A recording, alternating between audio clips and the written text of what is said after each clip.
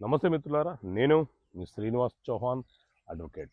మిత్రులారా, హిందూ మతంలో నుంచి వేరే మతంలోకి మార్పిడి జరిగితే ఆ వ్యక్తులకు తల్లిదండ్రుల వారసత్వపు ఆస్తిలో వాటాను కోరే హక్కు ఉంటుందా? చట్టం ఏం చెప్తుంది? సో మిత్రులారా, మన దేశంలో హిందూ వారసత్వపు చట్టం 1956 అమల్లో ఉన్నది. ఈ చట్టం మన భారతదేశం మొత్తానికి అప్లికేబుల్ అవుతుంది, వర్తిస్తుంది.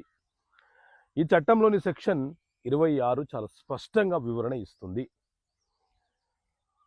ఒక తండ్రికి జన్మించిన వారసులలో ఎవరైనా ఒక వారసుడు హిందూ మతంలో నుంచి వేరొక మతంలోకి మార్పిడి జరిగితే, వేరొక మతంలోకి వెళ్ళిపోతే, ఆ వారసుడికి, అతని యొక్క పిల్లలకు ఆ తండ్రికి వారసత్వంగా వచ్చినటువంటి ఆస్తిలో వాటా కోరే హక్కు ఉండదు.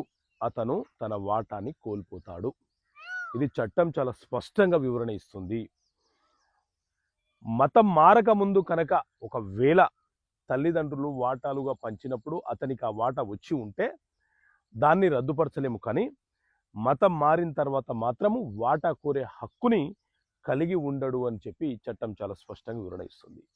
ఓకే మిత్రులారా, థ్యాంక్ యూ. జై హింద్.